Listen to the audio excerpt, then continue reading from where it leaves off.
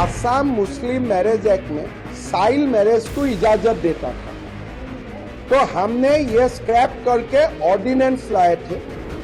अभी वो ऑर्डिनेंस को हम बिल बनाऊंगा, पुराना कानून भी रद्द होगा और नया कानून बनेगा मुस्लिम रजिस्ट्रेशन का ऊपर।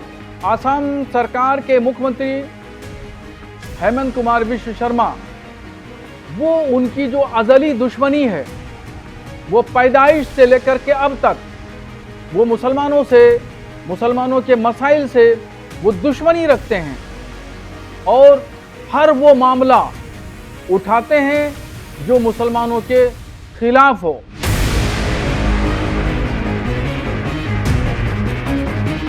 असम की हिमंत बिस्वा सरकार ने एक बड़ा कदम उठाते हुए राज्य मुस्लिम विवाह एवं तलाक पंजीकरण अधिनियम और नियम 1935 रद्द कर दिया है। असम कैबिनेट ने इसके लिए असम मुस्लिम विवाह और तलाक रजिस्ट्रेशन अधिनियम एवं नियम 1935 को निरस्त करने के लिए एक विधेयक को मंजूरी दी है। गुरुवार को असम के मुख्यमंत्री हिमंत बिस्वा शर्मा ने इस बारे में मीडिया को जानकारी दी। कैबिनेट के फैसले के बाद हिमंत बिस्वा शर्मा ने बताया कि विधानसभा के आगामी मानसून सत्र के दौरान निरसन विधेयक 2024 पेश किया जाएगा। इसके बाद राज्य में मुस्लिम विवाह पंजीकरण के लिए एक समुचित कानून बनाया जाएगा। उन्होंने इस बारे में क्या बताया है, ये सुनिए। देखिए, असम मुस्लिम मैरिज एक्ट में चाइल्ड मैरिज को इजाजत देता था, तो हमने ये स्क्रैप करके ऑर्डिनेंस लाए थे। अभी वो ऑर्डिनेंस को हम बिल बनाऊंगा और नया एक कानून आएगा, जिस कानून का आधार में मुस्लिम रजिस्ट्रेशन अभी सरकार का घर में होगा और जो कानूनन जो एज बार है 18 एंड 21, उसी हिसाब में उसका रजिस्ट्रेशन होगा। सो पुराना कानून भी रद्द होगा और नया कानून बनेगा मुस्लिम रजिस्ट्रेशन का ऊपर।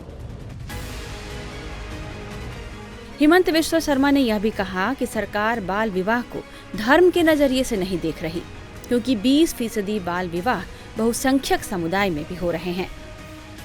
देखिए, चाइल्ड मैरिज ऐसा नहीं है कि अगर 80% चाइल्ड मैरिज माइनॉरिटीज में होते हैं, 20% चाइल्ड मैरिज मेजोरिटी कम्युनिटी में भी होते हैं। सो चाइल्ड मैरिज को हम कोई रिलीजियस एंगल से नहीं देखता हूं। हमारा प्रयास होता है कि जेंडर जस्टिस मिले, चाइल्ड मैरिज असम में कम होते रहे। अभी जो हमारा लेटेस्ट जो जितना सर्वे आया है, इसमें बहुत ही एनकरेजिंग ट्रेंड देखा गया है कि असम में चाइल्ड मैरिज लगभग खत्म होने का कगार में है। हमारा दिसंबर नवंबर में और एक लाइन अरेस्ट होगा, हर 6 महीना में अरेस्ट होता है। नवंबर दिसंबर में और अरेस्ट होगा जो लोग भी इस दौरान चाइल्ड मैरिज किया या चाइल्ड मैरिज को एनकरेज किया। लेकिन पुलिस मुझको बोल रहा है कि सर थोड़ा सा संख्या कम होगा, इसलिए जनरली चाइल्ड मैरिज का इंसिडेंट अभी असम में कम हुआ है।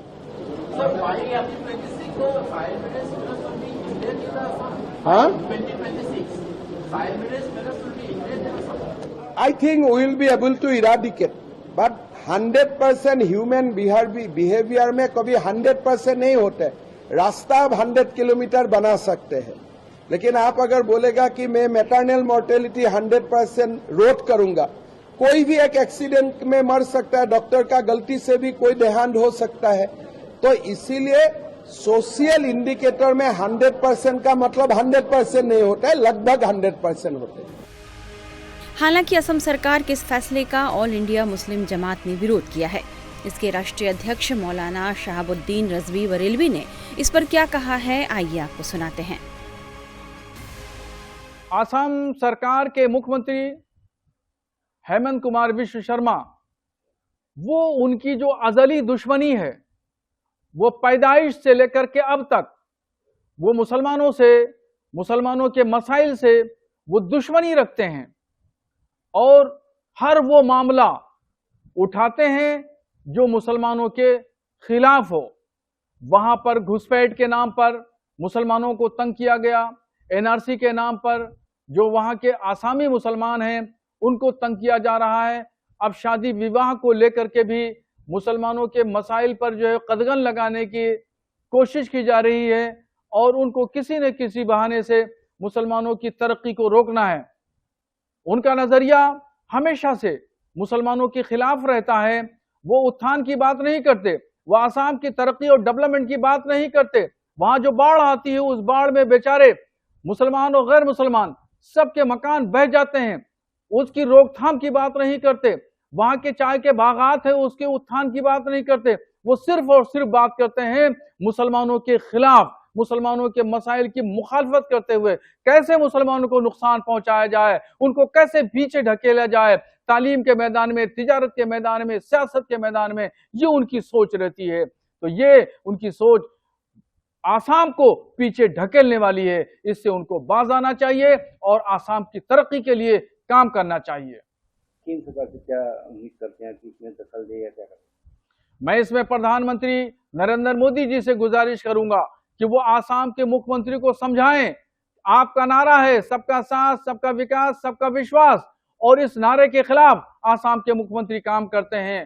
तो इसका गोया कि वो खुद अपने प्रधानमंत्री के नारे की अवहेलना कर रहे हैं, मुखालफत कर रहे हैं। उनको इससे बाज आना चाहिए और खुद जो सेंट्रल के मरकजी लीडरान हैं, प्रधानमंत्री हुए, गृह मंत्री हुए, रक्षा मंत्री हुए और पार्टी के राष्ट्रीय अध्यक्ष हुए, इनको चाहिए कि ये इस तरह का काम करने वाले, मुसलमानों के खिलाफ कार्रवाई करने वाले लोगों को समझाएं और सुधारें, इन पर लगाम लगाएं, वरना ये लोग देश का बहुत बड़ा नुकसान कर देंगे। आइए समझते हैं कि आखिर पुराने कानून में ऐसा क्या था जिसे बदलने के लिए असम सरकार मजबूर हुई है।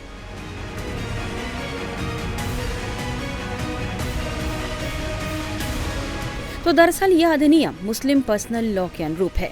यह अधिनियम मुस्लिम विवाह और तलाक के पंजीकरण की प्रक्रिया निर्धारित करता है।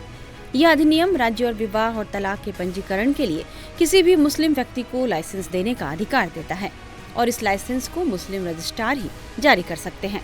यदि लड़के और लड़की की उम्र क्रमशः 18 और 21 साल नहीं है, तब भी यह कानून उन्हें अपनी शादी को पंजीकृत कराने का अधिकार देता है। यानी इस बहाने बाल विवाह को भी मंजूरी मिल जाती है। सरकार का तर्क है कि इस कानून के इन्हीं प्रावधानों की आड़ में बाल विवाह हो रहे हैं, जिस पर अब रोक लग सकेगी। असम सरकार का यह भी तर्क है कि इस कानून की आड़ में घुसपैठिए आदिवासी लड़कियों से शादी कर रहे थे, लेकिन इन कानून की कमजोरियों के कारण ऐसे मामलों की जांच नहीं हो पा रही थी। लिहाजा इस कानून के निरस्त होने से ऐसी सभी कमजोरियां भी अब खत्म हो जाएंगी। टाइम्स नाउ नवभारत डिजिटल की रिपोर्ट।